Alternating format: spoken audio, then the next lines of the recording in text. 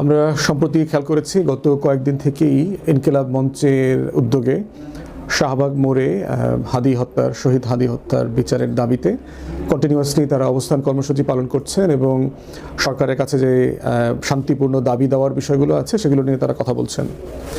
প্রথম কথা হচ্ছে যে এটা এমন একটা বিষয় যে শহীদ ওসমান হাদির বিচারের দাবিটা পুরো বাংলাদেশের একটা বিষয়।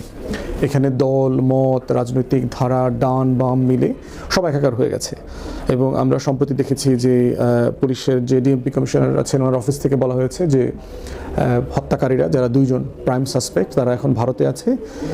কোথাও কোথাও এমনটাও পড়লাম যে মেঘালয় পুলিশ তাদেরকে ইতিমধ্যে গ্রেফতারও করেছে।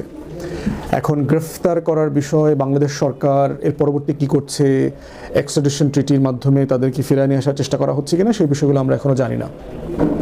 এবং হাদি হত্যার বিচারের দাবিতে যারা আজকে ইনকিলাব মঞ্চের এই প্রোগ্রামে গত কয়েকদিন থেকে দিন রাত অংশগ্রহণ করছেন অবস্থান করছেন তাদের ন্যায্যতা এই বিচারের দাবির সাথে আমরা পুরোপুরি সংহতি প্রকাশ করছি।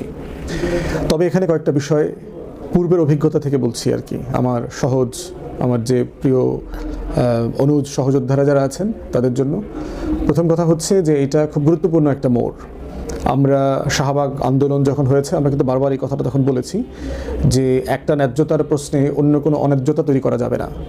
তাহলে সেক্ষেত্রে ইনকিলাব মঞ্চের এই অবস্থান কর্মসূচি কি শহীদ মিনারে নেওয়া যায় কিনা অথবা রাস্তার পাশে নেওয়া যায় কিনা, এখানে রাস্তার একটা গুরুত্বপূর্ণ ইন্টারসেকশন, 3টা হাসপাতাল আছে, এই জায়গাটাতে যে সেবা আছে সেই সেবাটা যেন কোনোভাবে বিঘ্নিত না হয় এবং সেটা নিয়ে সিরিয়াসলি ইনকিলাব মঞ্চের যারা সংগঠক আছেন তারা দয়া করে ভেবে দেখবেন।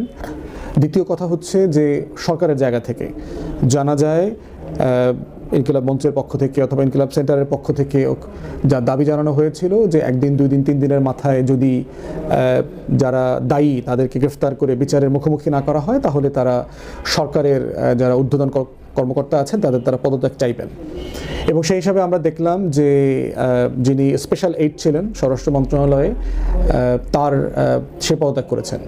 খোদাবক্স চৌধুরী সাহেব পুলিশের সাবেক আইজি ছিলেন।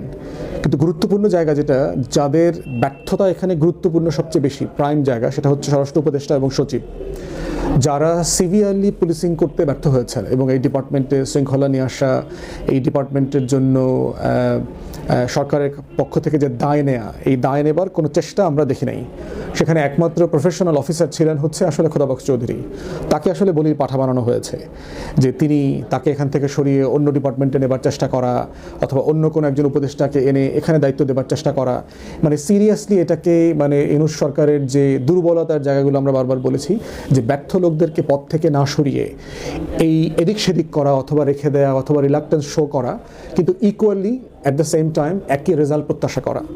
সায়েন্সে যেটাকে আমরা কাজের ডেফিনেশন বলি যে আপনি একটা ট্রাক ঘন্টার পর ঘন্টা সরানোর চেষ্টা করছেন কিন্তু ট্রাকটা সরাইতে পারেন নাই, তাহলে এই যে চেষ্টাটা করেছেন এই চেষ্টাটা আসলে একটা কাজ হয়েছে কিনা, এটা রেজাল্ট ওরিয়েন্টেড না।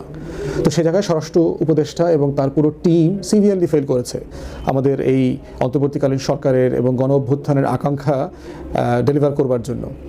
এর বাইরে হচ্ছে নির্বাচন আসন্ন এবং আসন্ন নির্বাচনকে কেন্দ্র করে যে পরিমাণ ইস্যুস ডেভেলপ করতেছে প্রত্যেকটা সংসদীয় আসনে এবং প্রচারণা যখন শুরু হবে জানুয়ারির 3rd উইকের দিকে, তখন যে পরিমাণ চ্যালেঞ্জ তৈরি হবে সেই চ্যালেঞ্জের জায়গা থেকে আমরা বোধ করছি যে এইটা আরও মোটা দাগে পুরো এলাকার পরিবেশকে বিনষ্ট করবে এবং যে ধরনের কম্বিং অপারেশন আমরা দেখতে চাই একটা সিরিয়াস স্পেশাল পাওয়ার অ্যাক্টে অথবা অন্য কোনো আইনে ডিস্ট্রিক্ট ম্যাজিস্ট্রেসি ইউজ করে ক্রিমিনালদেরকে যারা নির্বাচনটাকে ভণ্ডুল করবার চেষ্টা করছেন সেই মানুষগুলোকে কন্টেইন করবার যে চেষ্টা, আমরা আইনশৃঙ্খলা বাহিনীর পক্ষ থেকে সেরকম কোনো উদ্যোগ চেষ্টা দেখতে পাচ্ছি না এবং যেটাতে পুরো আস্থা আনা যায়।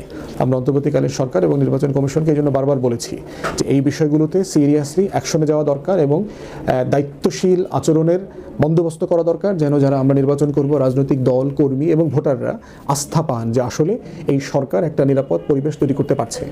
তো সেই বাস্তবতায় এই দাবিগুলো ইনকিলাব মঞ্চের এবং শহীদ হাদিকে যারা ভালোবাসে তাদের পক্ষ থেকে অবশ্যই ন্যায্য দাবি এবং সেই দাবিগুলোর ন্যায্যতা কোনোভাবে অস্বীকার করার সুযোগ নাই। কিন্তু সরকারকে এইটার জন্য নেগোশিয়েট করা দরকার, তাদের সাথে বসা দরকার, বিচারের জন্য তারা কী করছে এবং এই দাবিটাকে কতটুকু জনবান্ধব দাবি আকারে প্রতি রাতে প্রকাশ করা যায় সেটা গুরুত্বপূর্ণ।